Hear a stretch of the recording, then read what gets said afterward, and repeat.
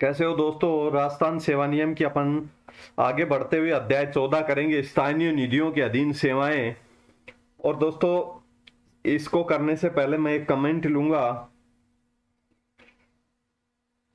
दिनेश शर्मा जी ने कमेंट किया है, नाइस वेल डन सर। मैं तो आपसे ही पढ़ रहा हूँ, आरएसआर और जेएफएनआर ऑडिट में भी आपको ही फॉलो फॉलो करूंगा।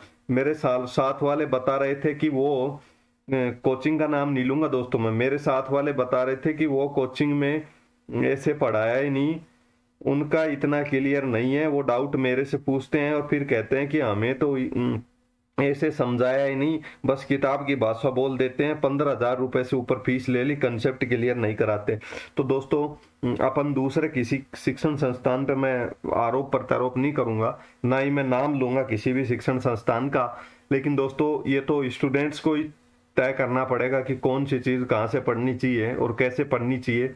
और रही बात अपने कराने की, दोस्तों मैं अपना सबसे बेस्ट देने का प्रयास कर रहा हूँ और आपने मेरे पे विश्वास किया, इसके लिए मैं आपका आभारी हूँ और मैं विश्वास पे खरा उतरने का पूरा प्रयास करूंगा। तो दोस्तों, जितने सब्जेक्ट मैं पढ़ा रहा हूँ उनके लिए मैं रिस्पॉन्सिबल हूँ। जो सब्जेक्ट मैं नहीं पढ़ाऊंगा उन सब्जेक्ट्स के लिए आपको खुद तय करना है कि कहाँ से पढ़ना है, कौन सी चीज पढ़नी है, और किस हिसाब से पढ़ना है। तो दोस्तों, अभी आपके पास समय है, तो अपन आज वाला अध्याय है ना दोस्तों, ध्यान से सुनिएगा। यहाँ से एक क्वेश्चन 100% आएगा इस अध्याय में से, एक क्वेश्चन आएगा। एक नियम का ही अध्याय है, नियम संख्या 158 है केवल इसमें, लेकिन यहाँ से एक प्रश्न अवश्य मिलेगा। और नियम संख्या, सबसे पहले तो आपको बता रहा हूँ, नियम संख्या ही पूछेगा वो। मेरी अंदर से जो आवाज आ रही है एक तरह से, उसमें ऐसा अनुभव हो रहा है कि नियम संख्या ही पूछेगा इस प्रश्न में। तो दोस्तों, अध्याय 14 में एक ही नियम है, आज की क्लास में ये अपन एक ही नियम समझेंगे।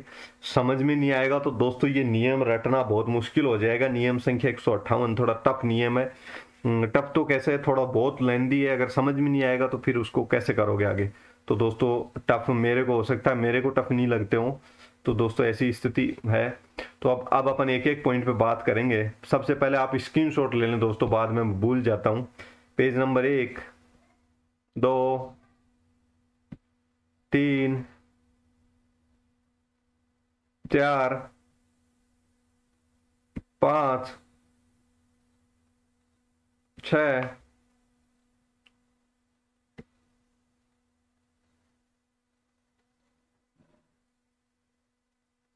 7,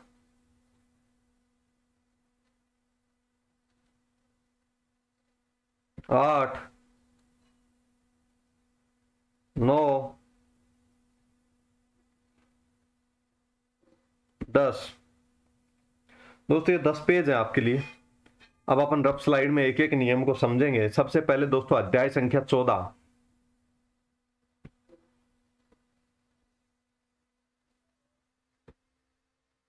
दोस्तों, अध्याय संख्या 14 किसके संबंध में है? अध्याय संख्या 14 अधीनस्थ निधियों के अधीन सेवाएं। दोस्तों, ये अधीनस्थ निधियां क्या होती हैं?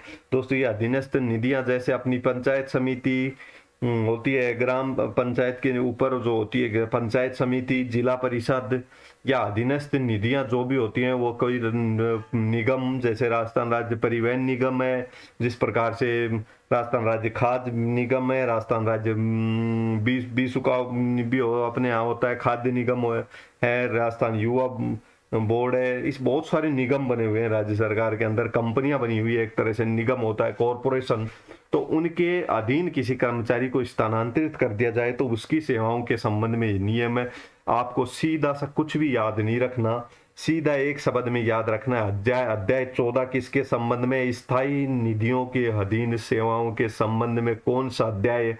तो पूछे सीधा सीधा यूं का यूं पूछ सकता है, तो नियम संख्या 14 करना है, अध्याय 14 सॉरी। नियम संख्या पूछे कि स्थानीय निधियों के अधीन सेवाओं के संबंध में कौन सा नियम है, 4 ऑप्शन देगा, नियम संख्या 158 है। ठीक है दोस्तों। अब सरकार द्वारा नियंत्रित स्थानीय निधियों से भुगतान किया जाता है। क्या होता है? सरकार द्वारा नियंत्रित, जिन पे इनडायरेक्ट, अप्रत्यक्ष नियंत्रण होता है सरकार का, अप्रत्यक्ष।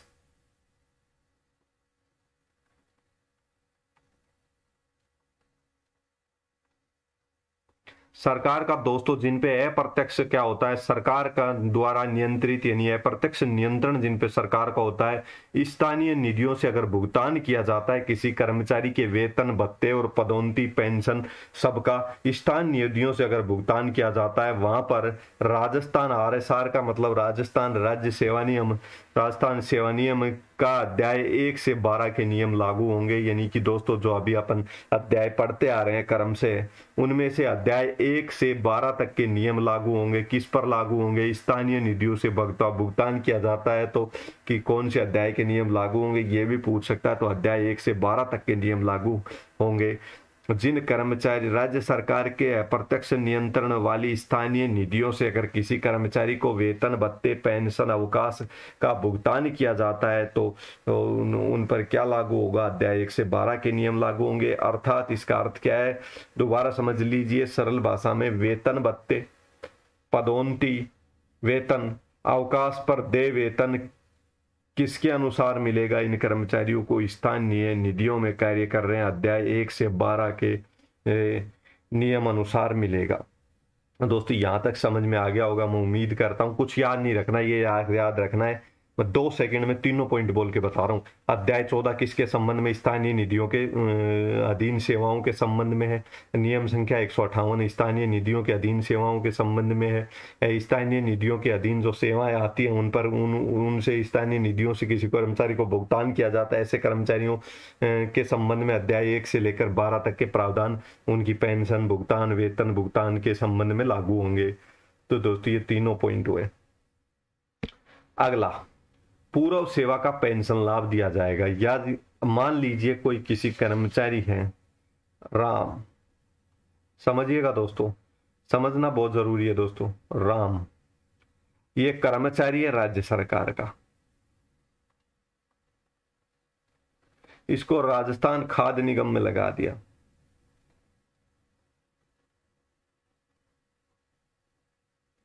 राजस्थान खाद्य निगम में लगा दिया। राजस्थान जयपुर नगर निगम जिस प्रकार से होता है इस प्रकार से राजस्थान खाद्य निगम में मान लो लगा दिया इसको।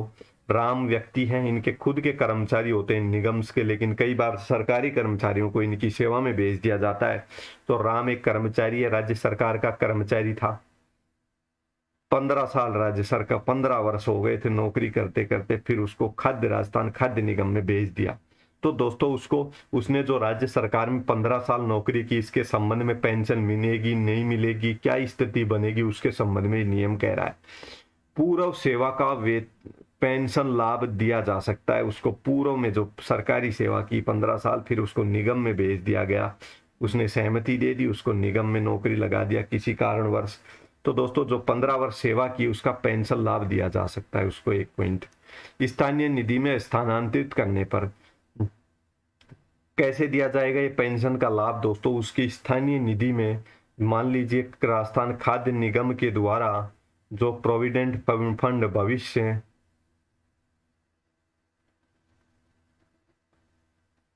कर्मचारियों की भविष्य निधि में राजस्थान खाद्य निगम अपने कर्मचारियों के पैसे जमा कराता है, और जब वो कर्मचारी रिटायर हो जाते हैं तो इस भविष्य निधि में से उनको पेंशन दी जाती है। लेकिन दोस्तों अगर राज्य सरकार 15 साल तो राज्य सरकार की नौकरी की, फिर राजस्थान खाद्य निगम की नौकरी कर रहा है, यानी स्थानीय निधि से पैसा प्राप्त करेगा। किसी नीचे के निगम में कार्य कर रहा है, नगर निगम, नगर पालिका, वो भी सब शामिल है इसमें।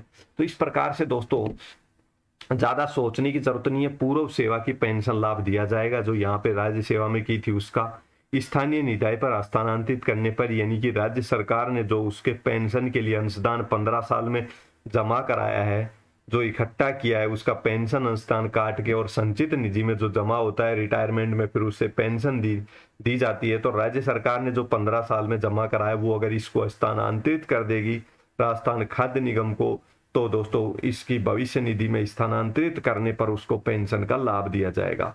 अब समझ गए, पूर्व सेवा का पेंशन लाभ दिया जा सकता है। कब दिया जाएगा? स्थानीय निधि पर स्थानांतरण करने पर, यानी कि राज्य सरकार 15 साल में जो उसके प्रति माह पेंशन का जो पैसा बनता था, जो उसके नाम से संचित निधि में जमा करा रहे थे कि रिटायरमेंट आएगा तब इसको इसमें से पेंशन दी जाएगी, वो पैसा जो 15 साल में इकट्ठा हुआ वो अगर इसको दे देगा तो फिर ये उसको रिटायरमेंट यहाँ से होगा तो पेंशन दे देगा। तो ये बात हुई।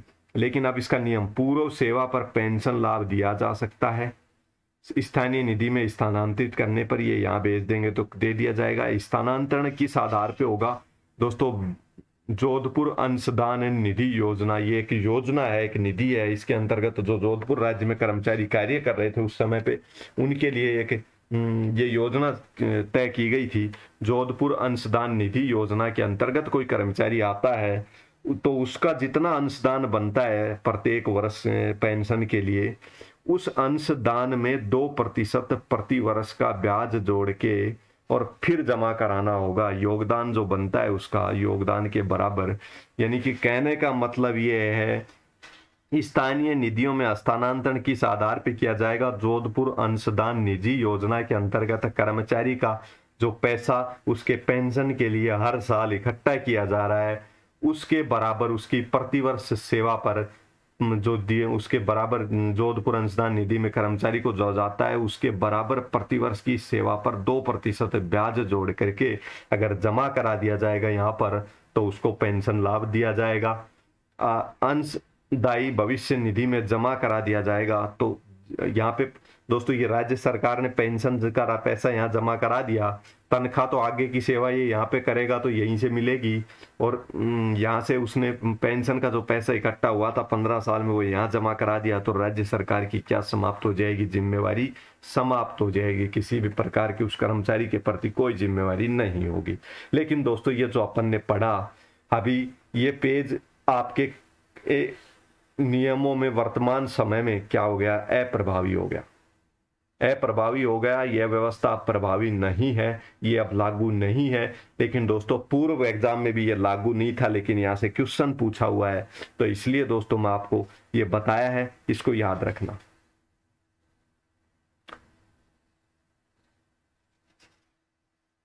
अब बात करो दोस्तों, स्थायी राज्य कर्मचारी है कोई, 25 वर्ष की सेवा सरकार में समाप्त हो जाए, यानी कि राम है, राज्य स्थायी राज्य कर्मचारी है राम, 25 वर्ष हो गए उसको नौकरी करते करते राज्य सेवा में। कितने वर्ष? 25 वर्ष। अब उसको राज्य सरकार कहाँ भेज रही है? स्थानीय निधियों वाली संस्थाओं में नौकरी करने के लिए भेजना चाहती है आगे। तो दोस्तों उसके लिए क्या करना पड़ेगा? 25 वर्ष की सेवा सरकार में समाप्त हो गई उनकी तो उनको उनसे सहमति ली जाएगी। सहमति से उन कर्मचारियों को सहमति, अगर वो कर्मचारी मना कर देगा, नहीं साहब मेरे को तो 25 साल नौकरी करते हुए हो गए, मैं नहीं जाना चाहता किसी भी स्थानीय निधि वाली संस्थाओं में, किसी भी निगम निकाय और बोर्ड में मैं नौकरी नहीं करना चाहता, तो दोस्तों वो मना कर देगा तो उसको नहीं भेजा जाएगा। ध्यान से सुनिए दोस्तों, स्थायी राज्य कर्मचारी है, 25 वर्ष की सेवा सरकार में जिसने समाप्त कर ली, मतलब 25 साल राज्य सरकार में नौकरी कर ली, अब उसको किसी निगम में, राजस्थान राज्य पथ परिवहन निगम, राजस्थान राज्य पर्यटन निगम, राजस्थान राज्य खाद्य निगम, राजस्थान राज्य बीज निगम, और या कोई भी ऐसी कंपनी जो एक तरह से सरकारी कंपनी है, उनमें अगर उनका स्थानांतरण है तो ये भी सरकारी ही है। दोस्तों बिजली बोर्ड है अपना, तो राजस्थान राज्य विद्युत उत्पादन निगम, तो ये एक अलग कारपोरेशन है, अलग संस्था होती है। ये होती तो एक तरह से सरकारी है लेकिन इनके नियंत्रण में है, लेकिन इनका ऑटोनोमस बॉडी होती है, इनका खुद का काम होता है, अप्रत्यक्ष रूप से इन पर सरकार का नियंत्रण होता है। तो ऐसी संस्था में अगर किसी कर्मचारी को 25 वर्ष की सरकार में नौकरी कर ली, फिर सरकार भेजना चाहती है तो उस कर्मचारी की सहमति लेनी पड़ेगी।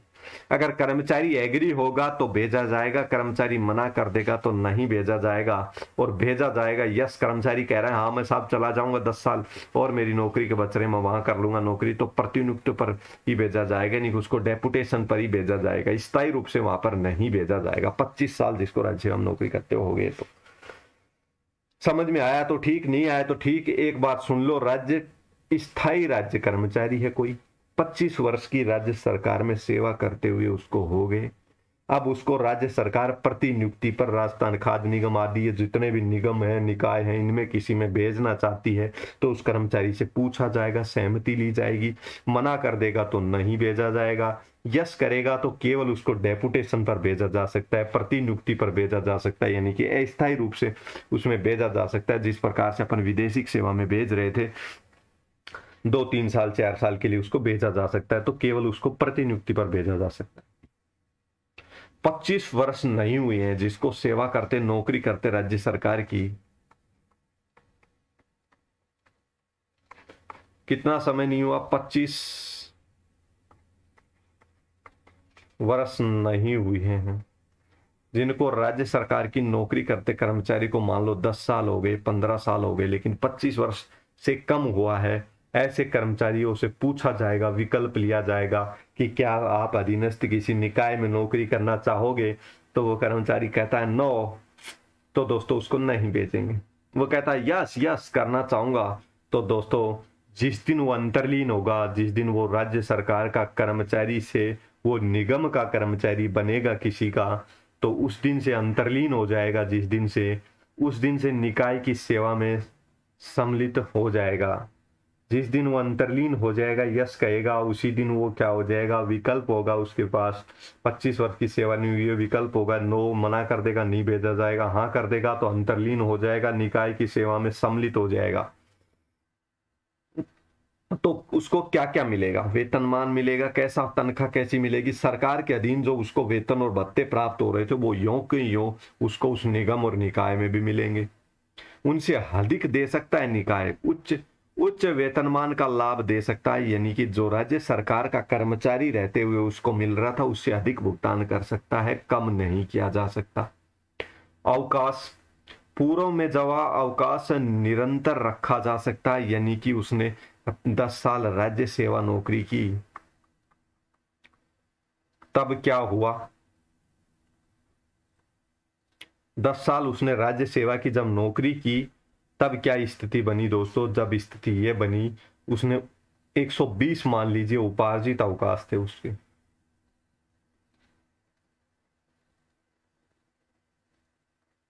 फिर उसको राज्य सेवा में भेज से कहां पे? निगम निकाय में भेज दिया गया।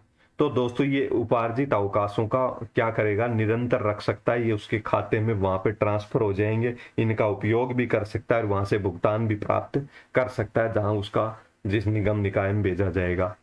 ऐसे अवकाश जो निकाय के नियमों में सम्मिलित नहीं है, मान लीजिए किसी निगम और निकाय में, मान लीजिए किसी निगम निकाय का सेवा नियम बने हुए अलग, और उसमें 150 दिन से अधिक उपार्जित अवकाश,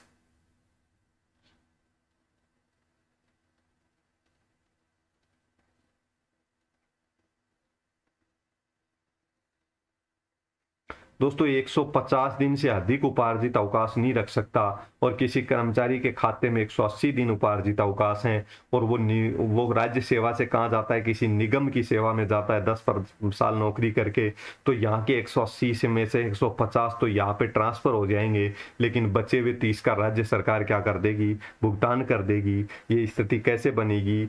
ऐसे अवकाश जो निकाय के नियमों में स्वीकृत नहीं है, यानी कि जिस निकाय में कर्मचारी नौकरी करने जा रहा है वहां पे इस प्रकार का कोई नियम है, या फिर कोई और नियम है जिसमें कि किसी प्रकार के अवकाश स्वीकृत ही नहीं होते वहां पे। मान लीजिए वहां पर जो अपन पढ़ के आए हैं अदेय अवकाश मान ले, वहां पे देने का प्रावधान ही नहीं है, तो ऐसे अवकाशों के संबंध में सरकार क्या कर देगी? भुगतान कर देगी उसको। जैसे 30 बचे, यहाँ पे भी मान लो उपार्जित अवकाश वहां पे 50 रख सकता है, वहां के नियमों में ये लिमिट है, तो दोस्तों 180 में से 30 का राज्य सरकार भुगतान कर देगी, 150 वहां से वहां इसके ट्रांसफर हो जाएंगे। पेंशन भविष्य निधि का लाभ कैसे मिलेगा? एक निगम निकाय में चला गया सरकारी कर्मचारी, उसको सरकार की अधीन सेवा के बदले नियमानुसार आनुपातिक, उसके पास 2 विकल्प हैं, ए और बी, इनमें से कोई एक विकल्प चुन सकता है वो पेंशन और अपने भविष्य निधि के लिए। क्या विकल्प है उसको? सरकार के अधीन, मान ले राज्य सरकार के अधीन 15 वर्ष नौकरी की, तो 30 वर्ष पे रिटायर आता हो, फिर इसको भेज दिया किसी निकाय में,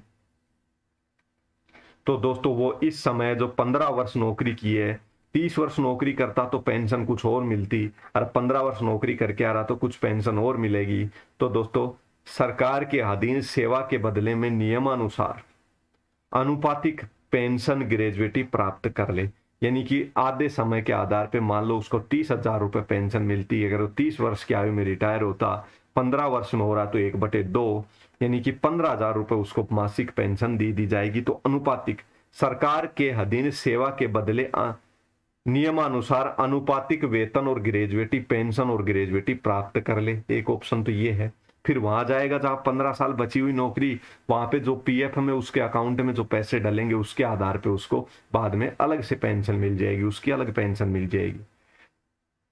दोस्तों एक ऑप्शन तो ये है। दूसरा ऑप्शन क्या है, आहरित वेतन, जो उसने हर महीने वेतन प्राप्त किया है उसका 8% हर महीने का उस समय पर लागू ब्याज की दरें, उस समय जो ब्याज मिलता था पैसों पे उसके आधार पे उससे उस समय का 8% को ब्याज को जोड़ के उसमें मतलब उसका 8% निकाल करके फिर उस पे ब्याज लगाएंगे, प्लस ब्याज कर करके भविष्य निधि अंशदान भविष्य निधि में स्थानीय निधि की में किसमें निगम या निकाय या स्थानीय निधि की भविष्य निधि में जमा करा देगा। तो लास्ट में उसको ये जो पैसे अब जमा करा रहा है ये, और यहाँ पर सेवा करने के बदले में जो उसको उसके अंशदान जो पेंशन अंशदान जमा होगा उसके खाते में उसके संबंध में वो सब जोड़ करके उस आधार पे उसको पेंशन दे दी जाएगी। तो दो ऑप्शन है कर्मचारी के पास।